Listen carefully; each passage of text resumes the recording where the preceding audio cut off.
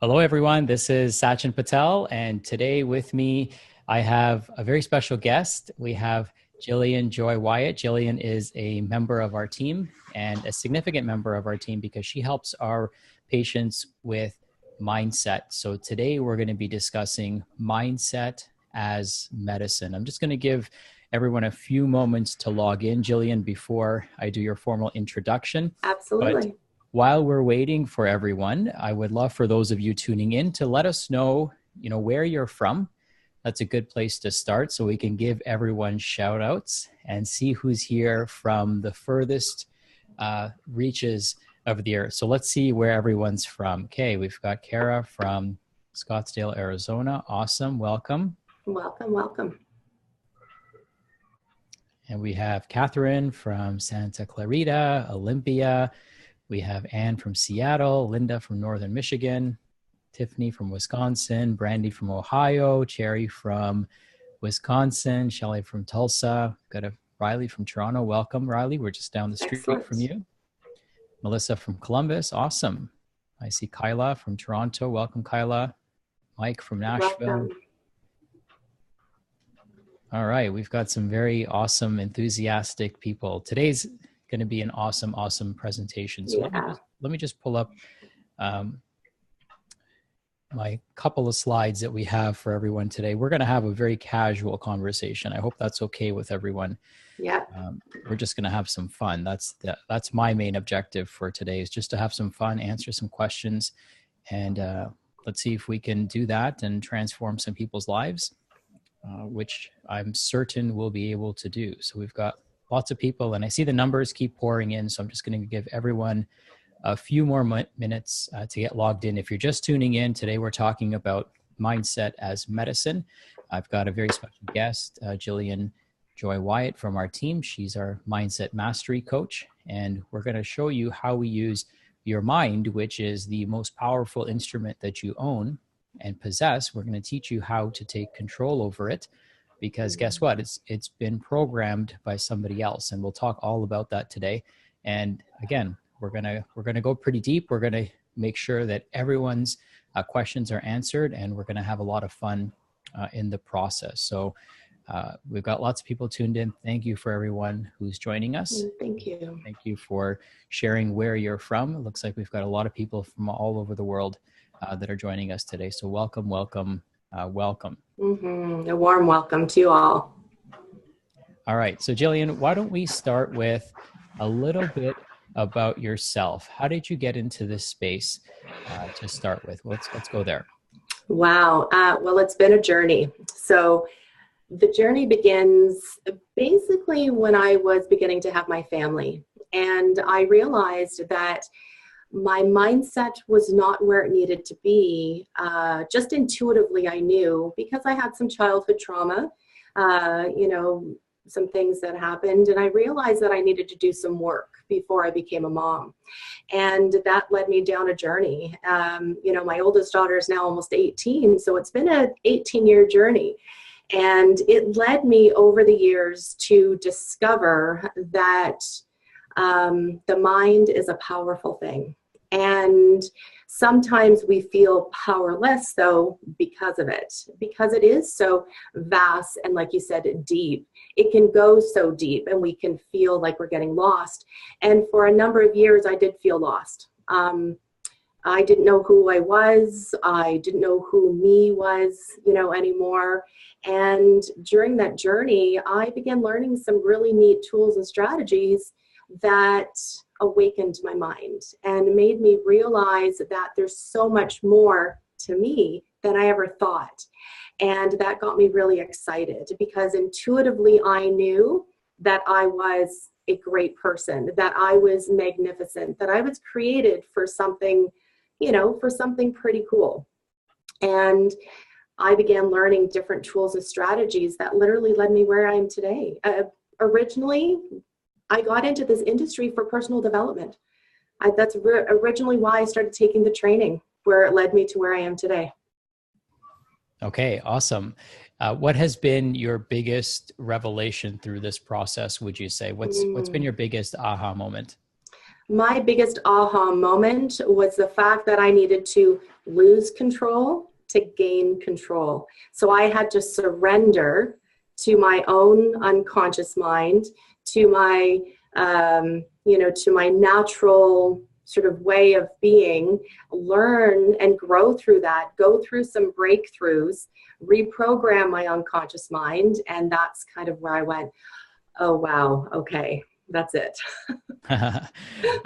So I know you're super passionate, and so we're so blessed to have you on our team. Thank you. Because, everyone on our team kind of understands the journey that people are going through because they've gone through a journey themselves. So I appreciate you, Yes. acknowledging that and sharing, and it allows you to be more empathetic when people are coming in and they just can't seem to solve That's right. the most pressing health issues. I'm curious, for everyone who's tuned in, how many of you truly feel, and it may be a rhetorical question because you're on this webinar, but how many of you truly feel like the mind is like the missing frontier in your case? So you're seeing the best practitioners, you're taking the best supplements, you're eating the best nutrition, you're taking the best self-care of yourself possible, but you feel like you're just, that's the last frontier. Just type in yes if you feel like that's the missing link for you.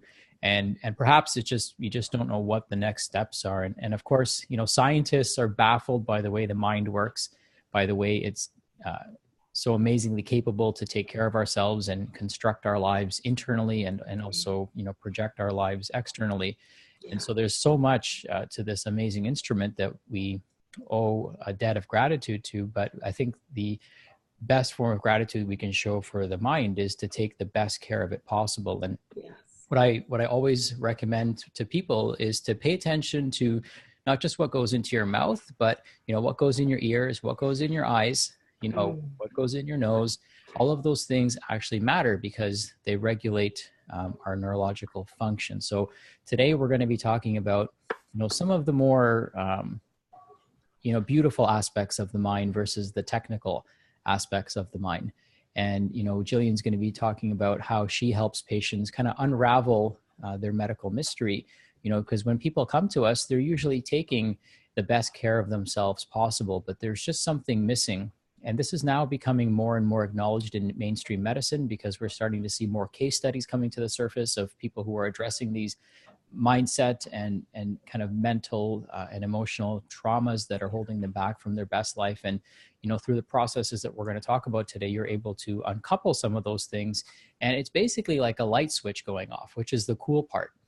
And, one of the things that we always want people to do is to understand a little bit better about how their body works and how this plays such a huge role, because the mind controls all the functions of the organs. And I'll let you say this, but tell us about this software-hardware connection that's so important that is often overlooked. Sure, absolutely.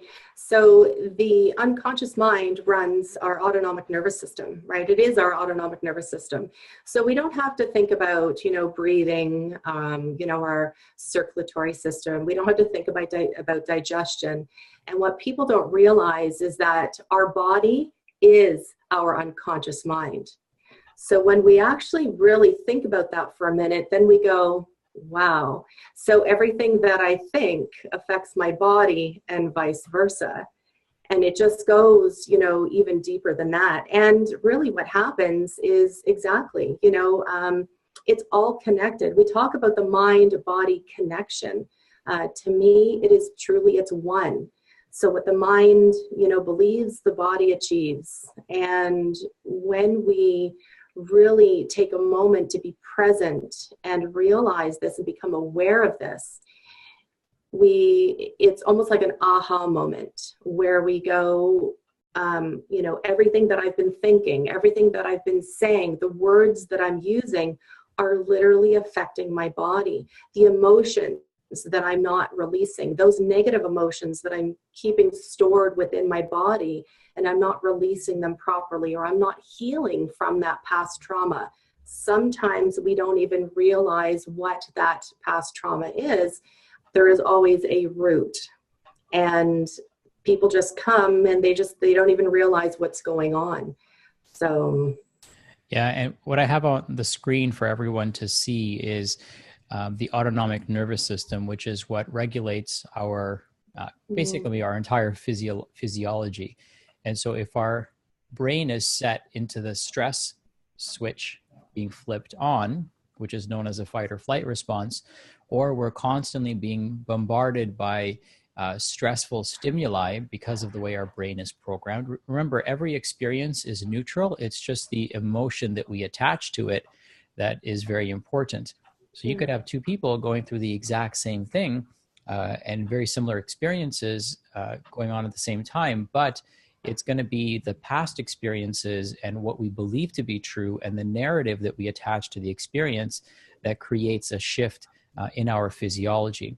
Now, here's what's important about the subconscious mind. The subconscious mind is what creates the response in our body. So all of this information, all the sensory input that's coming in, you know, the smells that are coming in, the visual information that's coming in, the auditory information that's coming in, the taste and gustatory information that's coming in, and even the touch information that's coming in goes to a part of our brain called the amygdala, which then filters these experiences based on our past experiences and then determines if this is going to be a stressful response that we need to create.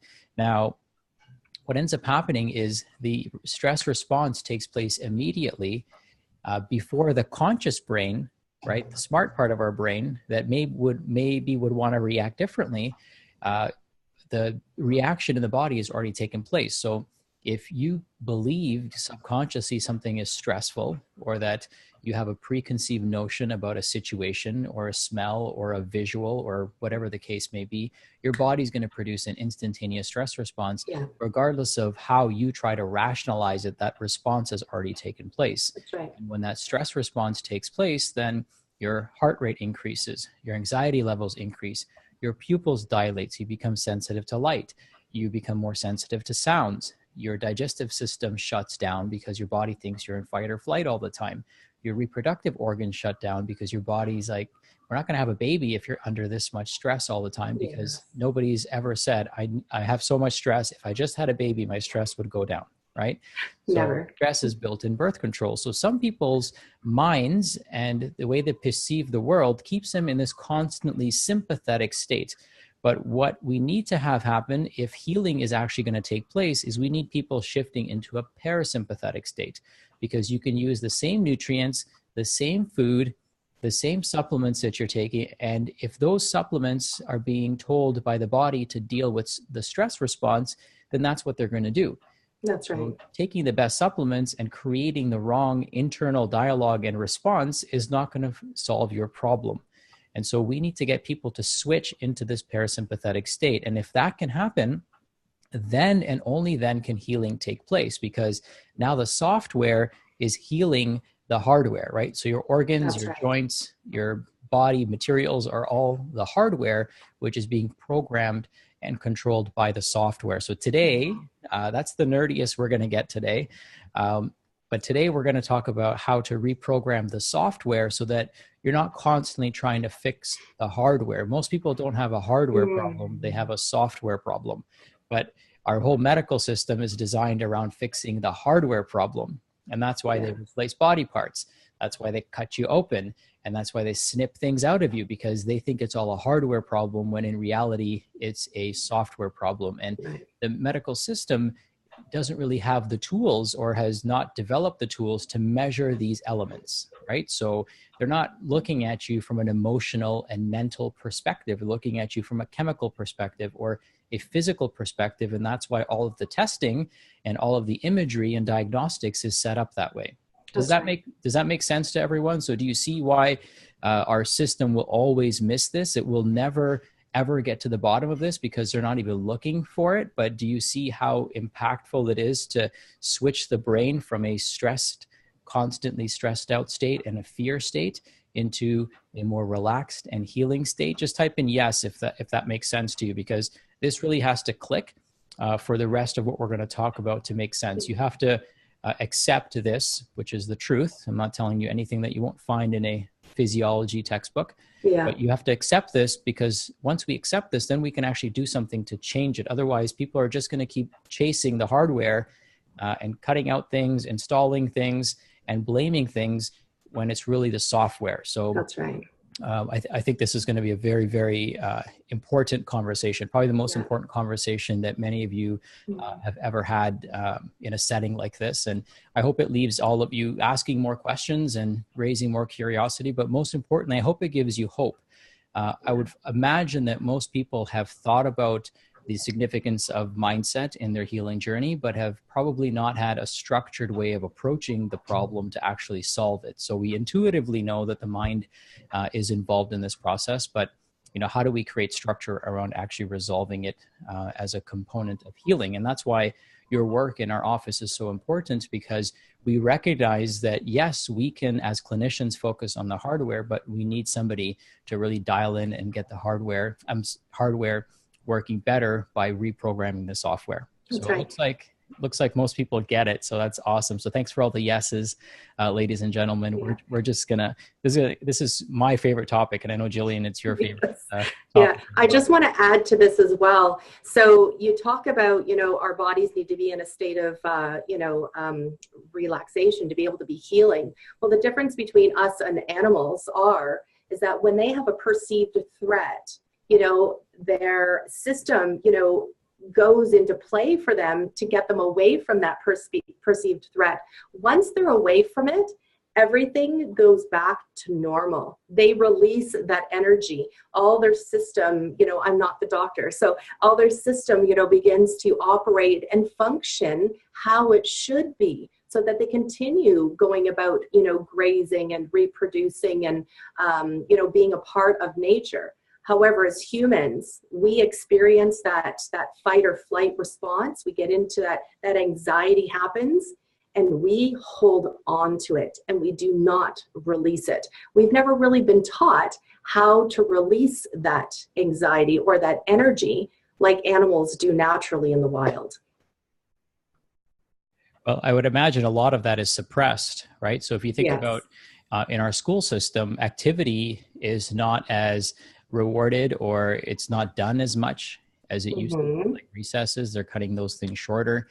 Physical activities, they're cutting those things shorter. People are more sedentary than ever, and those were forms of releasing, their stressors. That's right. Figuratively and literally releasing stressors. So, for those of you that might be new to functional medicine principles, I just want to give you a framework of where this fits into the whole picture. So, functional medicine is personalized root cause medicine, and the goal is always to get to the underlying issues of what leads to chronic and even in some cases acute illnesses, but mostly chronic is what we tend to focus on. Chronic diseases are difficult to treat with medications because they're often created by a lifestyle or just a lack of knowledge or misinformation. So I never blame anybody when they're in a bad situation, because they probably had bad information that led to bad decisions. And now they're just exactly where the system wants them, which is vulnerable and uneducated about how to fix the actual issue. So functional medicine is very different. We focus on what is at the root of this problem. Because here's the beautiful thing. When you water the roots of a plant, the water goes to every single branch and every single leaf. But if you try to fix one branch at a time, you're never really going to address the problem. So things like inflammation, our self-image, our nutrition, our emotional states, our relationships, our self-worth, all of these things play a role in terms of what diseases we will develop, because they play a role in how well we will actually take care of ourselves in the long run. And so functional medicine is a root cause personalized solution for people. And of course, nothing gets more personalized than actually going into somebody's mind and unraveling where some of these issues might actually be stemming from. I know, Gillian, you're super passionate about this, and that's why I love having this conversation, because we're going to go very upstream, right? And if this is the river of your mind and it's polluted, the goal is to go as upstream as possible to clean this river up. You wouldn't just, build a water filtration plant where the property line starts. You would want to go upstream because you want to see what else we can protect from being damaged. And so today we're going to go as upstream as possible. And we're going to talk about things like, timeline regression. We're going to talk about all kinds of important concepts that some of you might be familiar with, but a lot of you might be unfamiliar with. So take out your your notepads. I suggest that you take some notes and pay close attention to some of the things that we're going to be talking about, because I truly feel that this is going to be life-changing for many of you. So with that being said, are you guys ready to get started? We did a bit of an intro there just to introduce you to the topic, but if you're ready to get started, just type in "let's go" and we'll get this ball rolling. We've got lots of content to cover, so I'm ready. I'm ready. I'm all in, so let's do this. I'm all in too. Okay, so let's just start with this question. What stops people from going down this path? I think that's an important question. Why do people know so much about mindset and the importance of mindset, but what stops them from actually doing something about it? I know that this topic, it seems like it's taboo in some instances. So you want to touch on that a little bit? Sure, absolutely. So mindset is becoming a little bit more mainstream, but it's still sort of uncharted territory. A lot of people don't even realize that we have an unconscious mind, or as some people refer to it as the subconscious mind. I refer to it as unconscious. Just through my training, we learned that I'm also a master practitioner of neuro-linguistic programming, so language is important to me. So sub can mean less than or subpar. However, both terms, you'll hear myself say unconscious and Sachin subconscious, they mean the same thing, just so that everybody knows. Some people say to me, what, I have to be unconscious to work with you? No.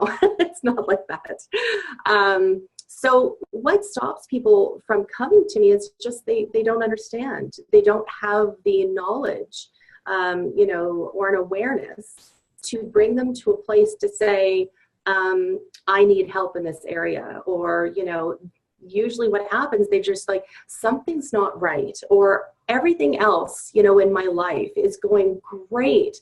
I've got the job, I've got the house, I've got the children, but just something is not working. I feel stuck. I'm feeling overwhelmed. The anxiety is just debilitating.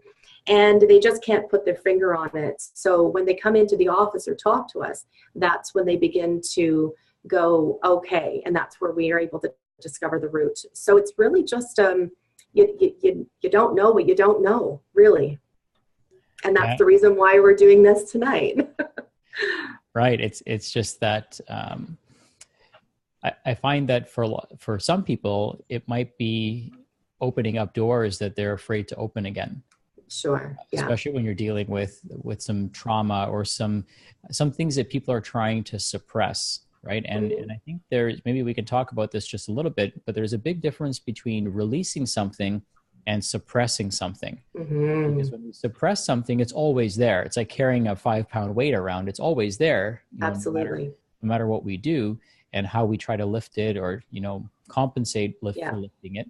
But when we release something, that's like dropping the weight and just letting it go, and it's not in your life anymore. So maybe, is that something you see quite often, that people are just trying to keep things, Absolutely. And sometimes we don't even realize we're doing it, right? All of a sudden, things are going along well, and then all of a sudden, boom, something happens, and we are reacting from this place and then going, whoa, what just happened there? Why did I react? Such a visceral, reaction. Why did that just make me so angry? Well, it's because you've suppressed all these other events that have happened your entire life, and you've never dealt with that anger. You've never released that negative emotion.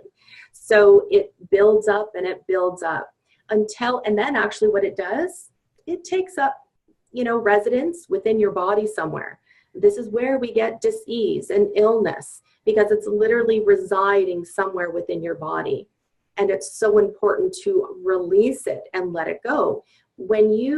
And this brings us into one of the modalities. It's my favorite. It's called timeline therapy.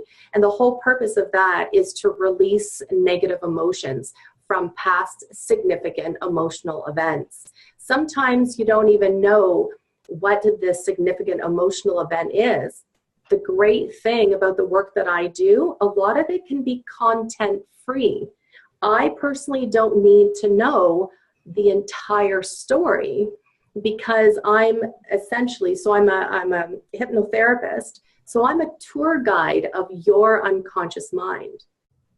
So that's a really interesting thing and a concept. because that means that I'm directing you to do the change work that resides within you. So when you suppress those emotions, to me, it's almost like you're not being your true self. You're holding on to so much other stuff. That's why people say, I just feel so heavy, right? I feel so heavy and down and depressed. It's because they're holding on and they literally don't know how to let go. So that's what I help them do. Yeah. And I've done some work in this area, as you obviously know. And one of the things that came up for me, I was pretty thin growing up. I've always had a hard time gaining weight. That's always been my problem. And believe it or not, you get teased for being skinny. So it's one of those things. And I was always thin growing up, but I was always athletic and in decent shape. And I remember the first time I met one of my friends, I met a group of her friends, and I'm like, oh, what'd your friends say? Just casually asking, like, oh, my friends liked you, but they thought you were skinny.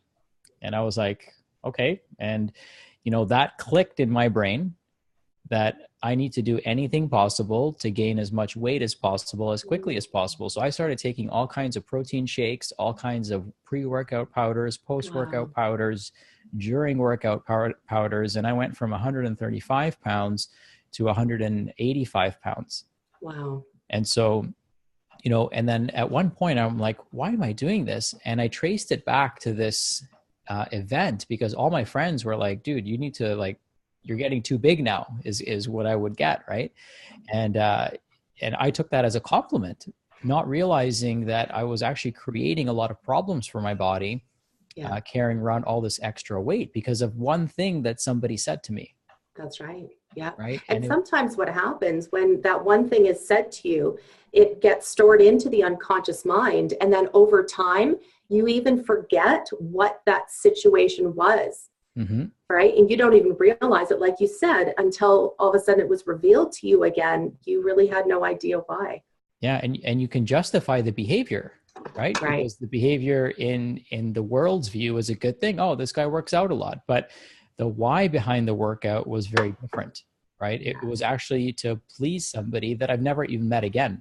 Probably never see this person in my entire life, and some of us might be living out situations like that. I'm just curious, by just a few yeses here, how many of you feel like there's something that you could trace back, an event, something somebody said, something that was done to you? Maybe you were bullied or you were embarrassed, or, just something that happened that triggered you in such a way that has caused you to create behavior patterns that, on the surface might appear good. Even that's when they're even more dangerous, because they appear good. So people actually encourage you to do more and more of it, as you get positive reinforcement for a behavior that's being driven by a negative emotion. Yeah. And it's not until you can ask 100 whys until you kind of get to why that person does what they do. And if you're doing something, whether it's even perceived as a positive thing, if you're doing it for the wrong reasons, then it could be damaging you in a certain way, right? So it looks like there's a lot of people that are dealing with some of these things, and that's why what Gillian does is so valuable, because she can trace back to that. And some of you who didn't respond probably don't even realize that there's something that's triggering you. And one of the outward signs would be, do you get triggered easily by something that you shouldn't get triggered by? Right? So if somebody cuts you off, do you get really, really pissed off by that? If somebody talks to you a certain way, do you have an irrational response to it? There could be so many things that we feel triggered by, that the person next to you is like, dude, what's wrong with you? Why are you flipping out like this? There's an irrational response to the situation. Yeah. And that's often because there's some sort of emotional trauma, again, sometimes buried very deep, that needs to be addressed. Mm-hmm. Yeah, absolutely. Okay. So thanks for sharing that. That's great. And, one thing I know comes up is, you talked about, the process a little bit, mm-hmm. but why don't we dig a little bit deeper into what that process looks like, just so people can kind of visualize, what does it mean to work with somebody in this capacity, whether it's you or somebody else? What can somebody expect? Because I think there's a lot of questions coming in the private chat about that. Sure, sure. So in this industry, the intent is to do a detailed sort of, a detailed personal history. That's where we listen to the story, right? And the story is feedback, it's data. That data provides us with information so that we're able to work with you one-on-one, so that we can create a program that is specifically designed for you. The most important component of the work that I do is cleaning up the past, because you working with it's like building the foundation. And when you're going to build a home, what do you have to do before you begin building a home? You have to clear cut that land. You've got to remove the trees. You've got to remove the stumps and the big boulders and the rocks. So it's no different than when you're beginning to do some mindset work. You need to clear the foundation. You need to heal, and clean up the past, so therefore you can create your future. And that essentially looks like, with doing the detailed personal history, and then we build a strategy for you. We begin to look at, which strategies are going to be working best for you. And I think we lost Sachin for a moment, but I'm positive he'll be back. Excellent. So, and then, like I referred back earlier, just a few moments ago, but timeline therapy, that is my favorite modality. It's what changed my life. Timeline therapy gave me a new lease on life. I'm no longer that same person. I don't think from the same place that I used to. I don't respond from the same place that I used to. I don't react from the same place that I used to. And that for me was life-changing. That's when I found me again, when I was able to break through and become who I was really meant to be authentically. And then you get to install into your unconscious mind, and you get to build the life that you want. And that's the most exciting thing to me. Like, we truly are magnificent human beings, to realize that we can be, do, or have anything, as long as, we are discovering the right tools and strategies to implement in our lives. That to me is so exciting. Like, it's just gets me so excited to know that every single person has that same ability and has those resources residing within them. We just need to waken them up and get you becoming best friends with your unconscious mind. And that's a whole huge other topic that I love talking about. Yeah, and it's pretty amazing when you can be in control of your mind. And oh, yes. just from a show of yeses, like, how many of you have this constant chatter that's going on in your head that you wish you could just turn off? It's like this narrative that's just playing constantly in the background that, imagine how much clarity you would have if that voice was not there anymore. That's right. Or just having the ability to be able to, thoughts are constantly coming and going. Just imagine having the ability, the thought comes in and we recognize it. We go, oh, hello, dear friend, I've seen you or heard you before, but thank you for showing up, letting me know that you're here. But yeah, it's time for you to go. So for us to even be aware of that, it's learning how to manage our states, our emotions, and our thoughts. And that's the key to, those who are, really mastering their mind, and those who are not, mastering their mind, where they feel like they don't have any control over their thoughts. Thoughts are things, right? So just allow them to come and go, right? And then just, make friends with the ones that you want to stay and boot the others to the curb. So a couple things that are coming in question-wise that I think are worth answering. And I know we're going to get to this a little bit later. But just giving people an idea, and I know the answer kind of varies for each person. The answer is we do what's right for each individual, but maybe you could walk through what some of the modalities look like. Timeline regression is a new term for people. Even hypnotherapy is a new term for people. We think of hypnotherapy and we think of people's eyes swirling like they do in the cartoons, and it's really not like that. That's right. And I'll let you dive a little bit deeper into that, but maybe you could talk about, what modality and what the different modalities are and what the client themselves can expect. I think that's what Absolutely. people are asking here. Yeah, absolutely. So the different modalities that I'm trained in and that I use and that were integral in my, my journey and my transformational process are neuro-linguistic programming, otherwise known as NLP, timeline therapy, which is, NLP and hypnosis, and hypnotherapy. So hypnosis or hypnotherapy is one of those sort of, it actually used to terrify me, to be honest.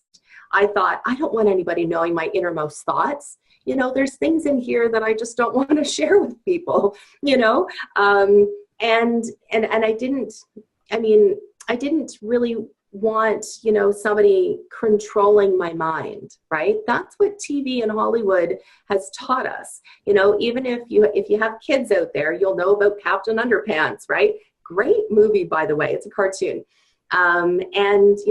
It's about mind control. There's no mind control in hypnotherapy. All hypnosis is self-hypnosis.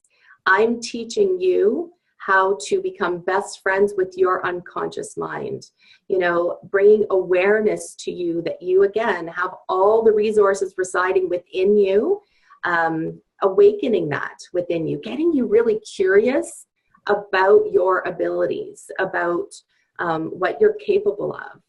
And so NLP, hypnosis, and the timeline therapy, those are the three sort of modalities. Now, NLP has a lot of different strategies and tools within that. There's different things that we can do. Conversational, uses hypnosis along with it. I'm also trained, in stage hypnosis, but I won't be making anybody bark like a dog or quack like a chicken unless you really want to.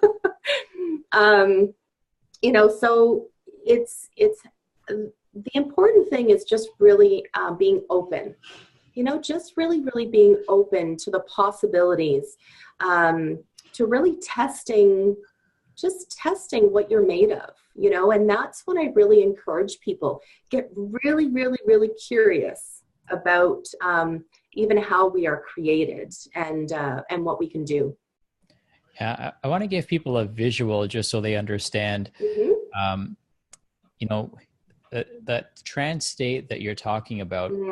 I've got a 7-year-old boy at home, and sometimes he is watching television.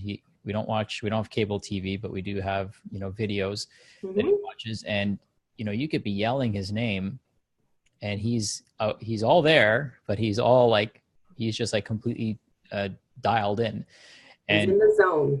And so what you have to realize as an adult witnessing this, and what I realized, which made me think twice about everything, is that he's in a trance-like state, and whatever is being programmed from the television is going deeply and seeding itself in his subconscious brain, which is then going to create his understanding of how the world works.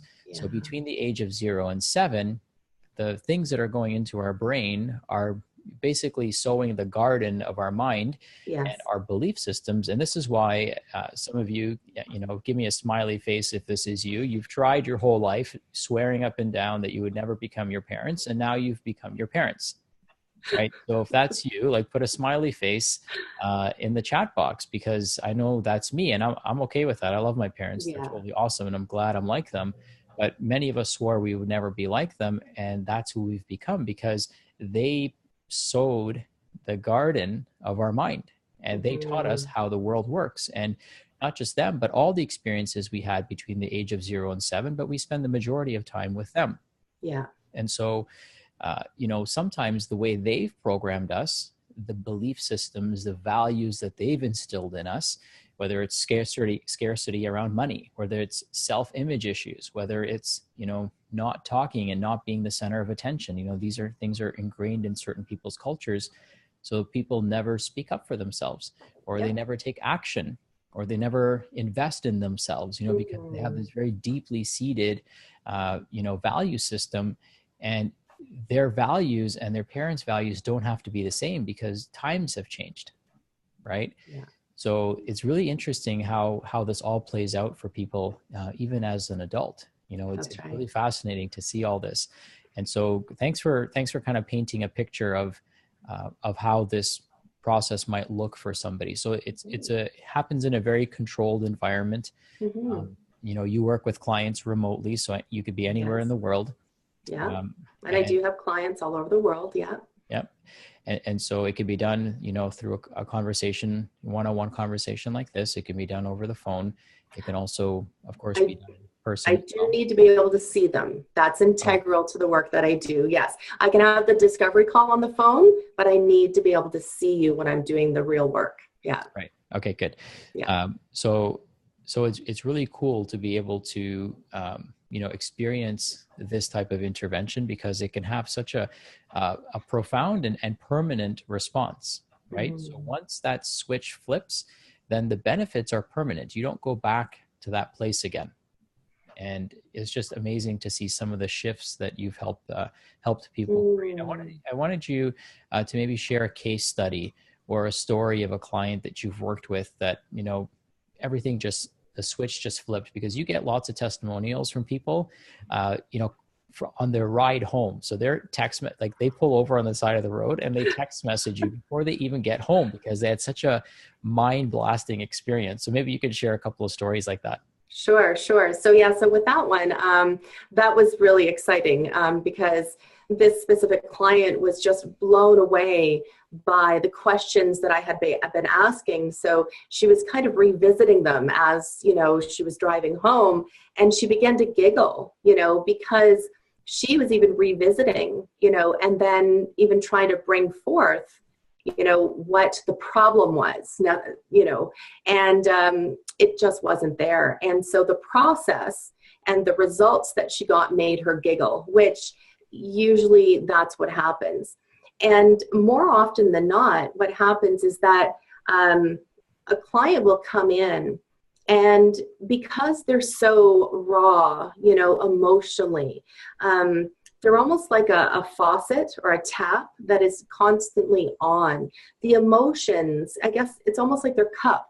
Their cup is so full that no more can go in. So any emotion, any slight little disturbance in their life is making them just, be overwhelmingly emotional. And I have a number of clients who come in, and I love working with my clients. This is, one-on-one and, via distance, but especially when they come in to my office and I can feel their energy, and they come in, and after a period of time of working with them, each time they're coming in, they don't have their faucet, I guess, is being turned down. And I'll say to them, have you noticed that, as we're talking and going through, that you're not experiencing that heightened sense of, emotional sensitivity that you were before? And they're like, you know what, I have noticed that. Or they just realize, things are just great. My relationships are getting better. Work is going through a flow now, and they're not being triggered like they once were before. So sometimes that's what happens. All of a sudden, they start getting their results. Their evidence procedures are that, their lives begin working for them again. They're getting their dream jobs. I have one client who shared with me that during the process we were working together, that was something of major concern for him, that he was in a job that he was just not happy with. It was really hard for him to work in that environment every single day. And at the end of the program, he sent me an email to share with me that he landed that dream job, and he attributed it to, the work that I did with him at the unconscious level. Because again, we set the foundation for him to even give off that positive energy, and it allowed for opportunities to enter his life. So there's different results for everybody. But typically the results people find when they come in for one specific reason, they find all areas of their life are now being affected in a positive way. And it's very true. That I know for myself has happened as well. And it's a wonderful place to be in. Yeah, if we think of the mind as the steering wheel of the body, right? Mm-hmm. Then it doesn't matter what condition our car is in. Right. If we want to get it from A to B, it's going to require the right person steering that wheel. That's right. Right. Yeah, someone's got to be in control. Right. We can get a clunkety car where it needs to go. Right. Yeah. We can get to a destination, but if the steering wheel isn't working properly, Yes. and you have a completely brand new car, it's not going to get you where you want to go. So people need to, yes, focus on your car, but you need to first focus on the steering wheel, because that's ultimately what's going to get you to your destination. That's right. And a lot of times, people who are trying to get healthy, who are taking health initiatives, they get steered in the wrong direction. Right. That's essentially what happens is their mind, because they haven't really shifted their mind, because they haven't really decided to make new decisions with new information. Yeah. They just keep going back into their old ways. And that just means they haven't addressed, truly the subconscious. And, the subconscious or the unconscious mind, as Bruce Lipton says, is 95% of the brain's operating power goes towards operating that unconscious mind, and only 5% goes towards operating the conscious faculties. A question came in about whether we can override the unconscious mind with the conscious mind. And the answer is yes, we can, but you have to believe you can. That's right. Right. So belief is everything. Yeah. That's absolutely everything. So anything is possible. Like you can consciously control your heart rate to a certain degree, because you can consciously control what you think about, and you can communicate internally to your body. It's funny because people, like, your brain communicates to your muscles. Like, my brain is communicating to the rest of my, my organ system here to make my arm move, my fingers move, and the same brain is woven into every organ in my body. And that's what gets me so excited, Sachin, because for myself, I now know that I even have to think of the word relax or say it, and my body immediately responds. Like, that to me is the coolest thing ever. No, it's been transformative for me, and that's why I'm excited that we can share this information on this platform and reach and help so many people. That's the thing. A lot of people need to start here, right, before they even go see another practitioner. That's right. Right. Some of them need to not just start here, but start here. It's very important that this element, if you feel like, if you answered yes earlier, that this is something that's holding you back, then you kind of owe it to yourself to discover what's going on. Absolutely. Right? And yes. inform yourself just a little bit more so that you can make new decisions with new information. That's right. Start feeding your brain with that knowledge. Right. You should never try to make new decisions or change your mind. You should never try to change anyone's mind, but you can only make new decisions when you have new information. And there's information at a conscious level, which is, remember, 5%, right?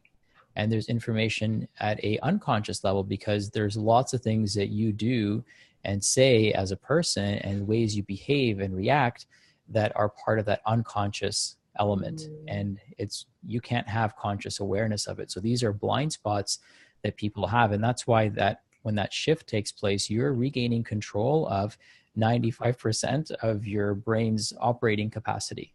Yes. Right. Instead of that operating system being out of control. So this is kind of cool to be able to, be a 40-year-old. I just turned 40 myself, to be a 40-year-old and like take, 33 years of programming.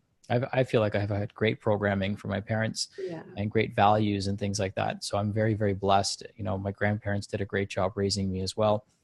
So we owe it to them, but some people weren't that fortunate. Some people didn't have the same role models or whatnot, but that doesn't mean you have to be that person. No.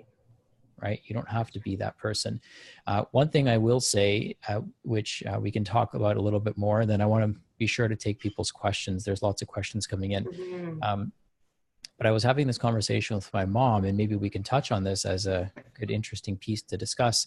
And one of the things that I've noticed is that when a child becomes ill or unwell, they get a disproportionate amount of attention when they're unwell.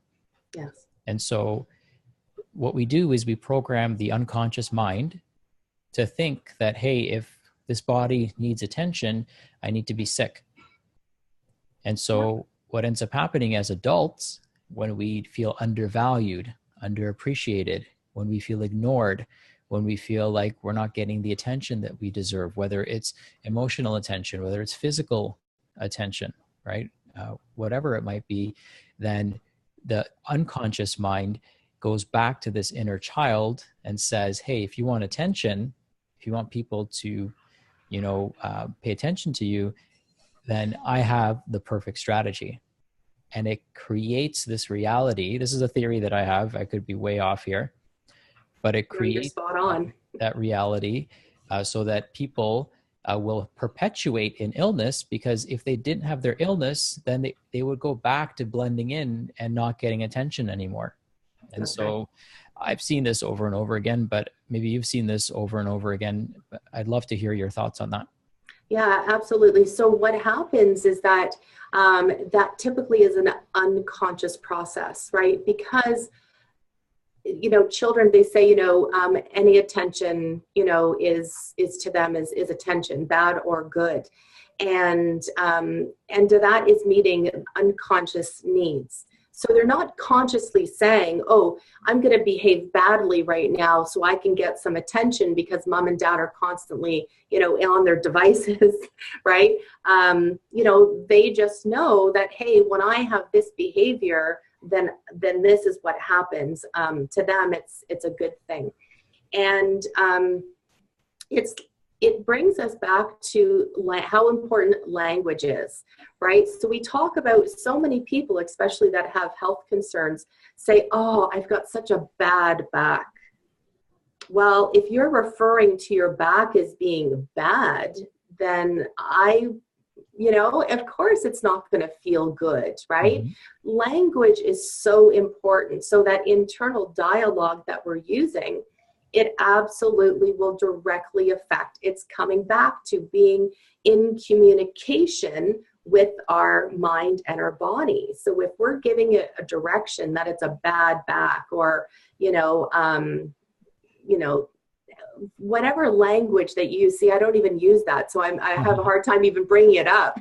Well, maybe you could talk about the alternative. So instead of saying bad back, what would somebody say? Sure. So I'm feeling tension, in my lower back, or it's feeling, really tight. How about my back is on the mend?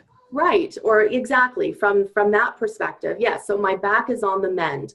My back is healing. It's in a healing state, right? It's, I'm doing what I need to do so that my back is beginning to heal. So these are, and this can come down to when we start doing visualizations, right? So when we start doing self-hypnosis, this is the talk that you want to self-talk, that you want to be incorporating into your vocabulary so that you're directing your body to heal. Yeah. Right. Mm-hmm. Yeah. Powerful stuff. It's very powerful. How many of you during this session have had a aha moment? I've seen a few light bulbs come in, but how many of you would say you've had some sort of revelation or moment where you're like, you know what, that really clicks for me, or, I didn't think of this situation this way and how it's impacted me. So just go ahead and type in yes. I'm just curious to see, the impact that this conversation has had, because I was hoping that this would be a very impactful conversation where people can start to realize that they're not crazy. Nobody's crazy. Absolutely. That there is hope for them still. That's the big thing, right? Is, do people feel hopeful? Because if they feel hopeful, then they'll actually do something. It's when people have given up, they don't even do anything. And that's the sad part, because it's hard to help those people if they've given up, right? So it's good to know that people who are on this call have hope, right? Otherwise they wouldn't be here. And it's good that they've had some aha moments where they can go back and reflect and say, you know what, maybe I need to think of this differently. But I will caution you that thinking of it differently is different than removing it altogether. That's right. right? So if you had the option of quarantining viruses, like you wouldn't want viruses on your computer all in one folder, right? You'd want them off your computer and have nothing to do with your computer. So, Right. you know, it's becoming aware of these thoughts or these events and quarantining them or trying to put them in a little folder, a separate subfolder in your mind doesn't quite work. So how does, maybe you could talk about what that process looks like a little bit. Like how would, like what would a conversation look like? If someone were to call you, what would that conversation look like? Can we paint a picture for people in their heads? In regards to? So let's say somebody's watching this, they have an aha moment. Yes. Right. And, you know, I've had people reach out to me and say how do I get in contact with Gillian? What would that process look like? Like what could somebody expect speaking to you? Sure, absolutely. So when we do the discovery call, it's literally an opportunity for us to get to know one another. You get to ask me, questions, learn more about the role that I play at the Living Proof Institute, the kind of work that I do as well. And I always use it as a learning and an educational opportunity as well. I want to provide you with resources, even during that call, to get you started on your path and on your journey to learning about the unconscious mind, to be learning about your mindset. That's very important to me, regardless if we work together in the future or not. I want to be able to start with giving you information.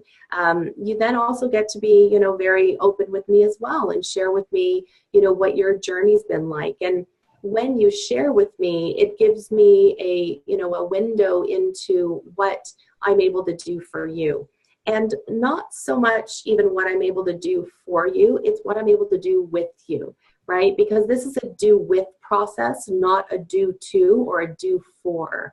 You're always, responsible for your outcomes, right? So I get to educate and direct and bring awareness, and then ultimately empower you. Yeah. Okay, awesome. So I did have a few questions coming in. Sure. So let's start answering some people's questions. And then what I can do is, I'm just curious if anyone who's tuned in right now would find it beneficial perhaps to speak with Gillian, because some of you you're sending me some private messages, and I don't want to discuss them openly with everyone. So if you would think that it would be helpful to speak with Gillian, then while Gillian's answering some of these questions, maybe we can share a link on how people can set up a time to speak with you, because you absolutely. do offer everyone a complimentary initial discovery session. So Yes. Gillian's more than happy to set up a time to speak with some of you. So what I'll do is, it's a simple link, but I'll just type it in, and then we'll answer some questions that are coming in. So the first question that has come in, which I think is important, is how do you develop trust before hypnotherapy? Great question. Okay. So there's two ways that we can talk about this. Trust with the practitioner is one thing, but then trust with yourself is another. If you're a person who is constantly breaking rapport with yourself, or, basically breaking dates with yourself, setting, maybe one night you say to yourself, all right, tomorrow I'm going to the gym. And then tomorrow comes and you don't go to the gym. What's happening is you're breaking trust with your unconscious mind. Your unconscious mind is going to listen to you if you've built up a trust and a rapport. This is why I use the term that it's so important for you to become best friends with your unconscious mind, right? Trust with the practitioner is extremely important in this industry. That's why I say it doesn't matter if you choose to work with me. You need to choose to work with the person that you ultimately trust, because you're the one that gets to decide how deep you want to go. And you're not going to go as deep as you need to go unless you trust the practitioner that you're working with. So that happens during our discovery call when we get to know each other a little bit more. And you get to ask me, questions, and we just chit chat back and forth. And I can help you with that. If there's specific questions that you ask of me, I can assist you there. But it really is rapport with your practitioner or the person who you want to work with is integral to your success. Okay. I think that might have answered the question. Yeah, no, that's fantastic. All right, let me see. Here's my chat box. Okay, so we have one person saying, I'd love to speak with Gillian. I'm starting a podcast on the power of the mind, and it would be excellent if I could talk with her. Okay, good. So Thank you. I'd love to. Podcast. Thank you. Vanessa, so if you could just maybe shoot me your email address, and I can make sure that our team gets out to you. Yeah, Gillian would be, I'm sure, thrilled to do that. I'd love to. Okay. Another question came in, which is, how do you trace triggers to historical events? What does that process look like?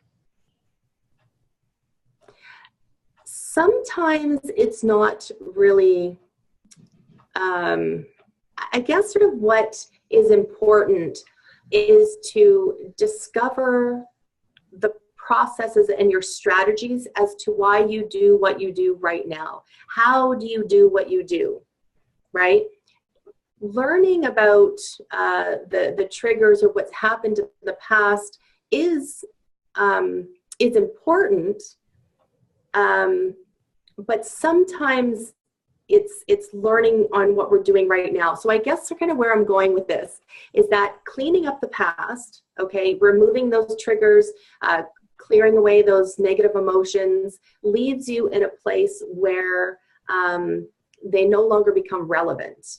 Therefore, you're, like I said, clearing that new slate, creating that foundation so that you can build on top of that. Not too sure if I answered that correctly, though. Yeah. I think they're wanting to know, how do you trace this? What's the process like tracing? Like if you're doing timeline therapy, how do you trace back to a specific event that is creating the pattern? Okay, so in that context, when we do timeline therapy, this is really cool. Sometimes consciously, we're not even aware of an event. One of the questions that I ask is, was it before, during, or after your birth? Take a moment just to listen to the words that I just said to you. At an unconscious level, whatever your beliefs are, and this is not based upon my beliefs or any preconceived ideas or notions that I have, but this is where you trust in your unconscious mind that it's going to take you to the first event which, when disconnected, that negative emotion is disconnected from that first emotional event, it's going to release that negative emotion on all the subsequent events that were similar leading up to this present moment. So sometimes we don't even know what that event was.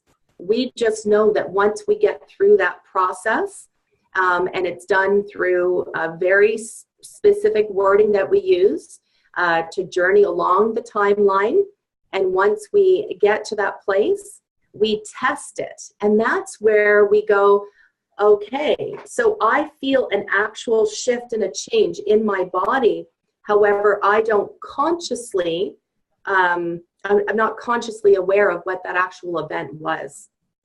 So it can be pretty profound, even, and this is sort of where, this is where I said in the beginning, to give up control to gain control. So when I learned that my unconscious mind has my back 110%, that it's always there for me, I mean, I have to trust that it's beating my heart and, it's helping me breathe and doing all this autonomic nervous stuff. And when I trusted in that, I thought, okay, so for me to do this change work and this healing process, I'm going to trust that even though I'm consciously not aware, because we do block memories, we do block events from our life, especially if they're traumatic. And we do that to protect ourselves. It's a safety mechanism. So we don't always need to know the story. We don't need to know the event to get the healing from it. And I find that so beautiful. So beautiful. Okay. Yeah. And that might, also help people who feel like there might be something traumatic that they don't want to bring to the surface again. That's right. Sometimes we're scared of that. We're scared to bring Yes. some of these really vicious emotional or physical traumas that we've endured That's to the right. surface. So this can help by bypassing that process somewhat. So That's you don't right. have to go down there. And again, I mean, these are tough questions to answer without having your story. That's right. Yeah. Right. So our commitment to everyone is to really say to you that, we want to know if we can help you, because we love helping people. So why wouldn't we? Right. That's We love right. helping people feel their best, and we love providing people the opportunity to transform. We love being able to offer our exemplary team and deploy them to help change the world, because each and every one of you is capable of doing that. So when we help you, we create new possibilities for the entire planet. Yes. And so we love the opportunity to see if we can help you. That's the first thing. That's the first thing that matters, is if we can help or not. And if we can, then we take that as a very honorable thing to do. If we cannot, then we can at least point you in the right direction, because anyone who tells you they can help everyone is probably lying to you. So, we're very honest and transparent about that, because, let's face it, our reputation is on the line, and we want to deliver exemplary results for our patients. And it starts by working with people who you can truly and honestly help. And of course, the commitment from the client is extremely important. So we want to know that if we can help you, are you committed to the process? Because it is a very deep process, and it is work that needs to be done, and there is a commitment required. Because if you're going to start the process, if you're going to clear the land and you're going to pull all the stumps, then that's a lot of work, right? That's actually harder than building the house, right? Men can build a house. It takes machines to pull out roots from the ground, right? That's right. And so that work is going to be very, very significant. And so we want to know that we're working with a committed person. So that's one of the reasons that we do this complimentary call as well. And, it's hard to know what resources we need to deploy to make your reality come true. Some of you have been through some significant emotional and physical traumas.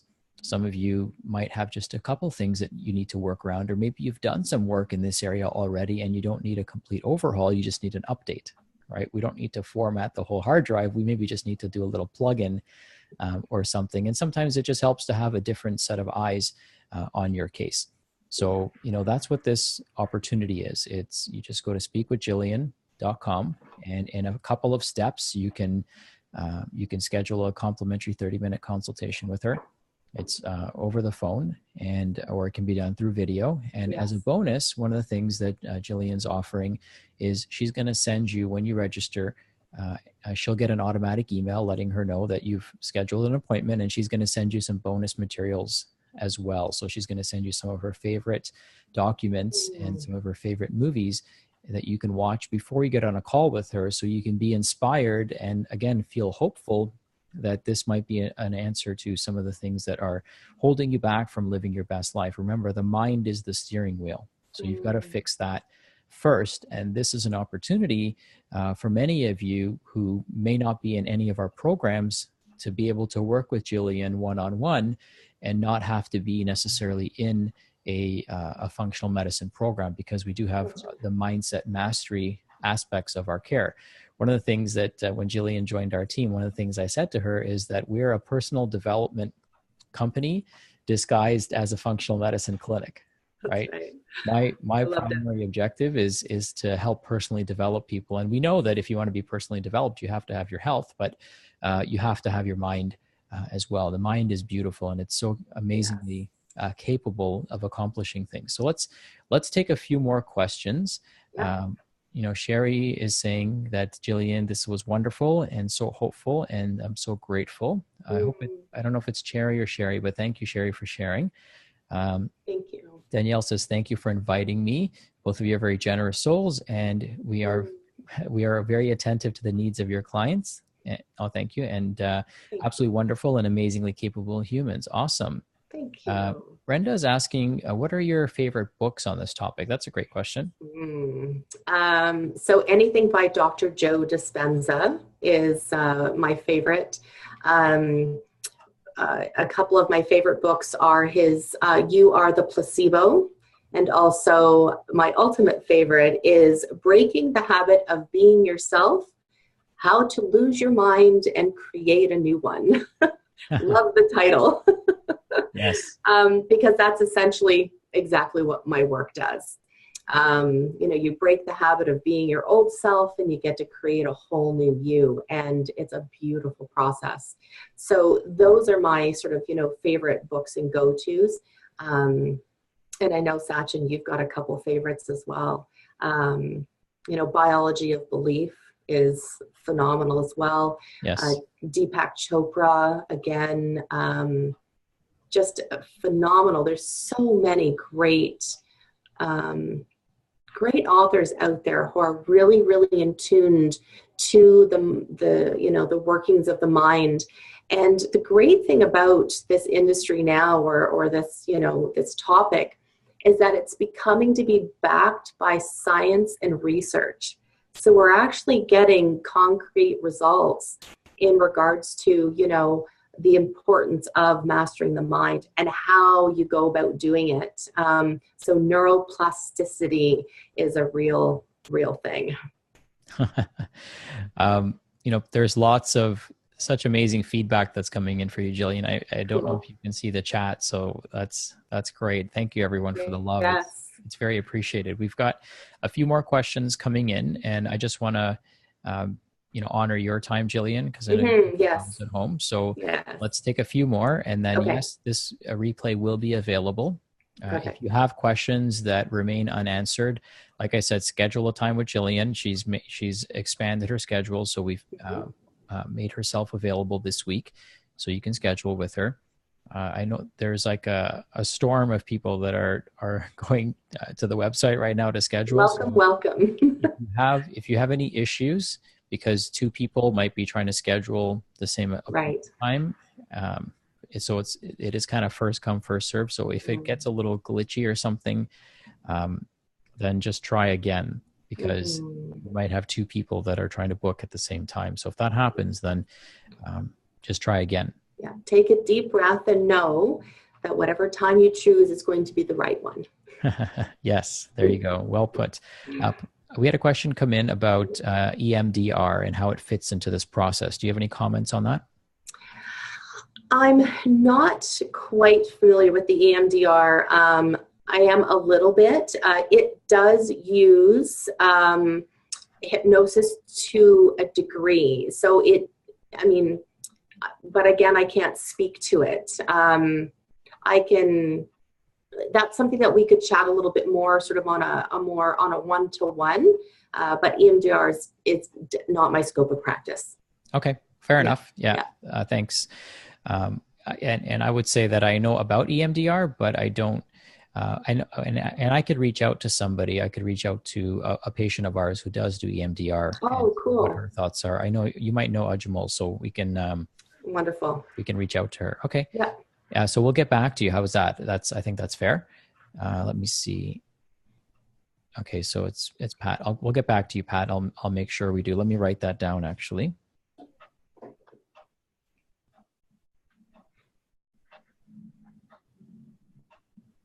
That'd be an interesting conversation. Mm-hmm. Another question came in, which is, how can someone get out of train their subconscious mind to get out of a scarcity mindset and such a black and white mentality, more specifically when it comes to disordered eating? Mm-hmm. Well, there's a number of different processes that I would say to do that. It's definitely possible. So I am of the belief that everything is possible. That we would look at a little bit more in depth, where I would say that you would probably need to clean up the past. So you would need to do the in-depth, timeline therapy, and to release those negative emotions, because there's probably some negative emotions that are blocking that process.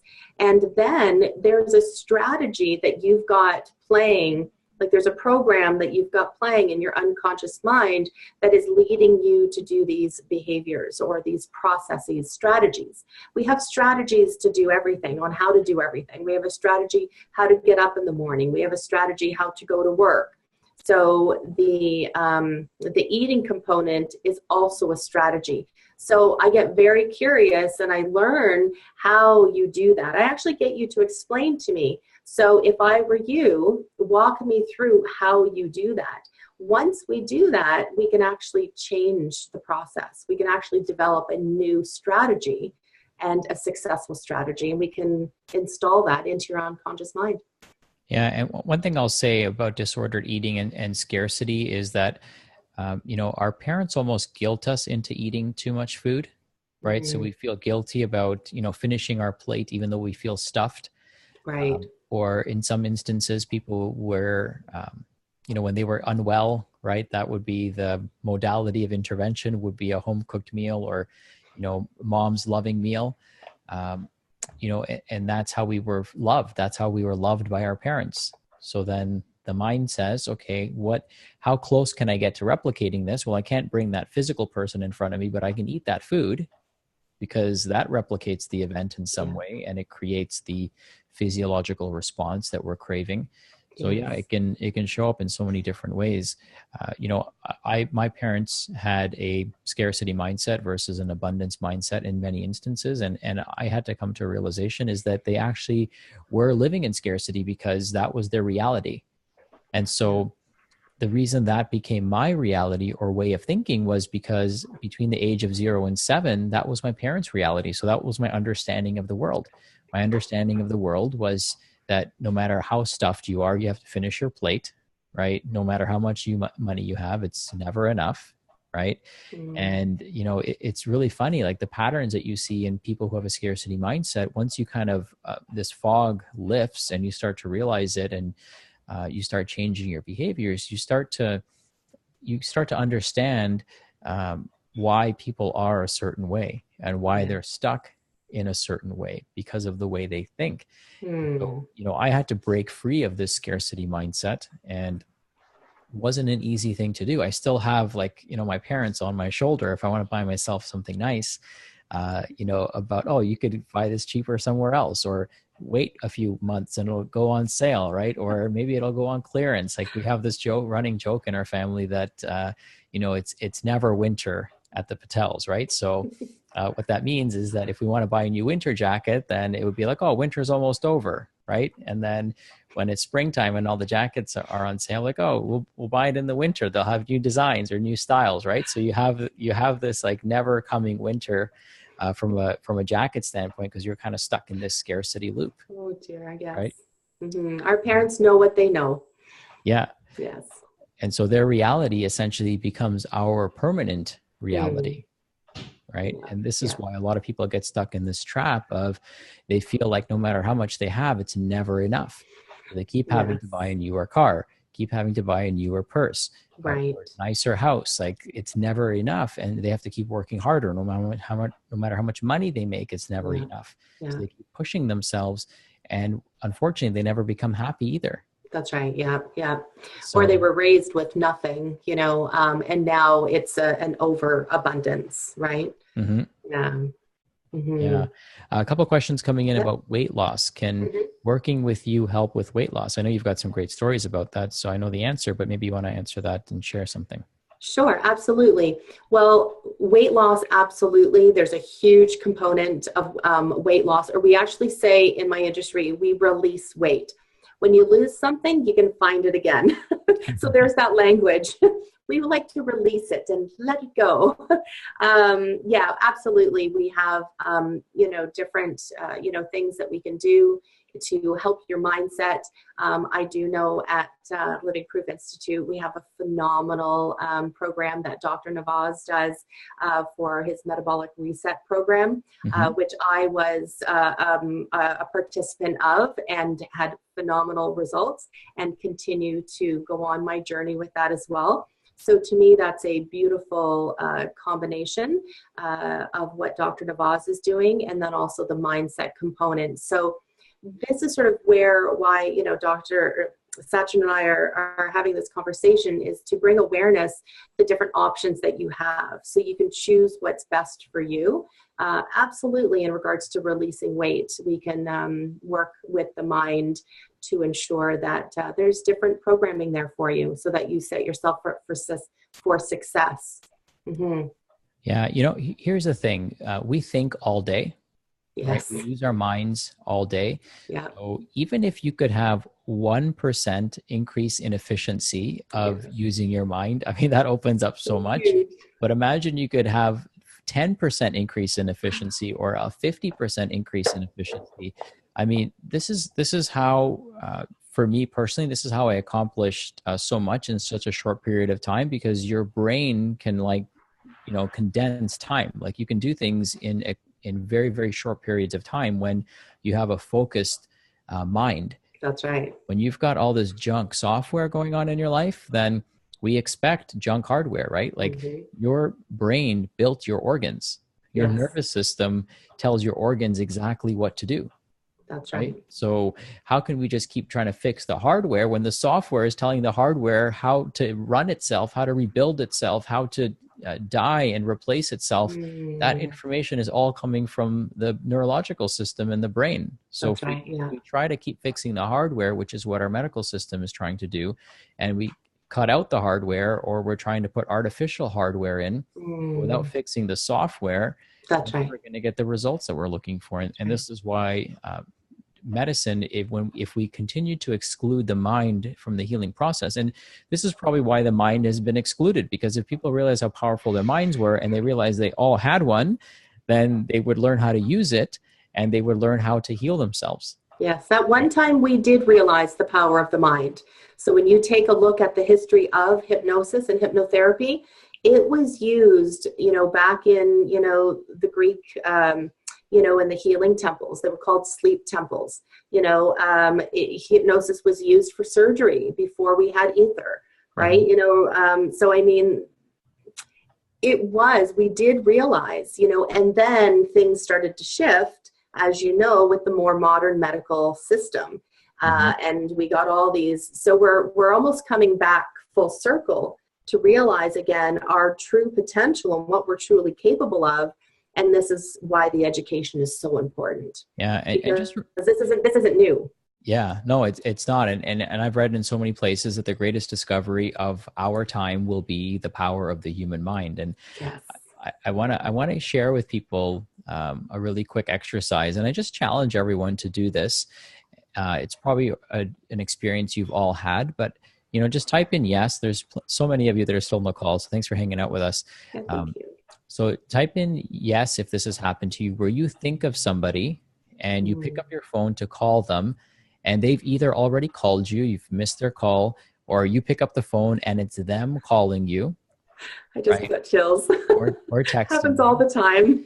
Or you think of someone and you turn the corner and you somehow see them in the most randomest places, or you go to email them and only to realize they've already emailed you. Right. Yeah. So this is happening constantly around us. And the reason this is happening is because this is an actual capability that we have. Right. So now my wife and I, when I want her to call me, I just mentally tell her to call me. And 8 times out of 10, she'll call me within half an hour. Yeah. Okay. Sometimes it's instantaneous, and sometimes it's not. And I've told her, I actually, if you don't believe you have a certain capability, you'll never develop that capability. That's right. So most people, when this happens, what do they say? Oh, that's crazy. Well, if you keep thinking it's crazy, you'll never develop it as a skill, right? That's your belief. So it's not even, and sometimes it's not even what you believe. It just is, right? You don't have to believe in gravity for gravity to work. So, right. When you start to then believe that you can harness this power, then you actually start practicing with it. And so what I told my wife, Deepa, is that, if you hear my voice in your head telling me that you need to call me. If she's suppressing that voice, then my stats are going to go down, right? So So I told her, if you hear my voice in your head, it's because I'm thinking of you. And if That's right. if I hear your voice in my head, it's because I know you're thinking of me and I need to get in touch with you.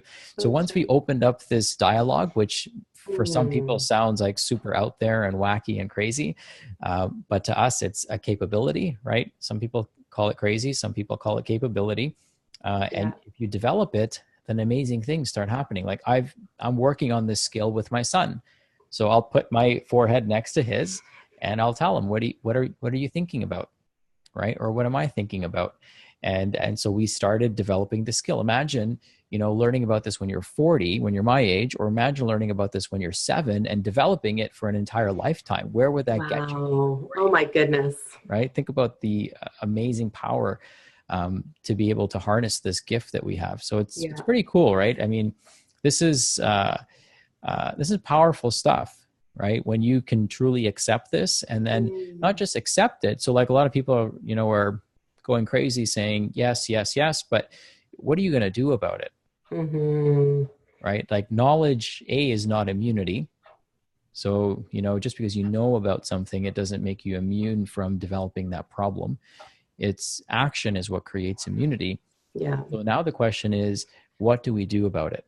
Right? That's What right. does somebody who's had an aha moment today, somebody who sees a greater mental capability to control the hardware and to really control the world around them, which is what we're Yeah. also capable of, and the world inside of us. I mean, once you harness this power, I mean, it's amazing to understand and realize and visualize and manifest what you're actually capable of. It's so fun. Yeah. You actually get giddy with it because yeah, it's pretty cool stuff. All right. So let's see. We'll take one more question and then I'll let This people is a reach out. conversation that could go on and on. It's like that song that never ends. It's the same with this topic. Yeah, exactly. We could Yeah. just, and I know that you and I can get Yes. pretty deep into this, and I'm sure other people would love to jump in on this Yeah. conversation. Well, let's Uh, continue the conversation, right? yeah, Yeah. exactly. Yeah. Let's see. Does anyone have one final question? I think we've answered the ones that have come in, but if anyone has one final question, or maybe we can end on this. Why don't we end on just some positive love? So let's all send Gillian some positive love and light and energy for sharing with us today, and her and I will send it back to you. Um, so we thank you for joining us tonight, and we thank you for sharing this time with us. Gillian, thank you for sharing your knowledge and sharing your time and Yes. energy Thank you. and pouring it into us. I think everyone got a ton of value out of this. There's lots So of glad. positive feedback and love coming in. So thank you everyone for that. We really appreciate all of you joining us. As you might not be able to tell, but I'm in my son's room. So he's going to be knocking on that door here any moment. So I thought we would end on maybe just a few deep breaths, and maybe you could wish us all a good night. How's that, Gillian? Sure, sounds good. So let's take 3 deep breaths in, and not breaths that come from the chest, but from the lower abdomen, like you're inflating a balloon. Okay, so 3 deep breaths.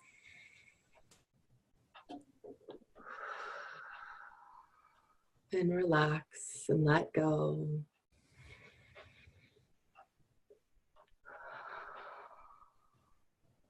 Good. And one more.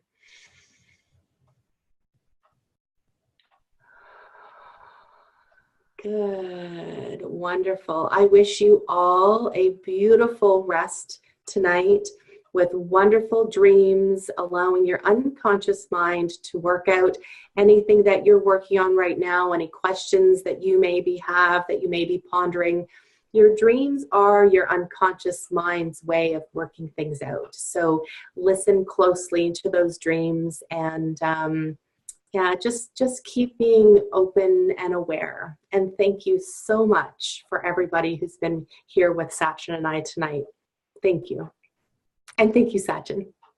Oh, thank you, Gillian. That was beautiful. Thank you so much, everyone. Have yourselves a beautiful night. And we hope that we have an opportunity to help those of you that are seeking the help that we all know that you deserve. And Gillian, sleep well tonight, knowing you made a huge impact, and the Thank you. positive messages keep pouring in. So thank you, everyone. We love you and have an awesome night. Good night.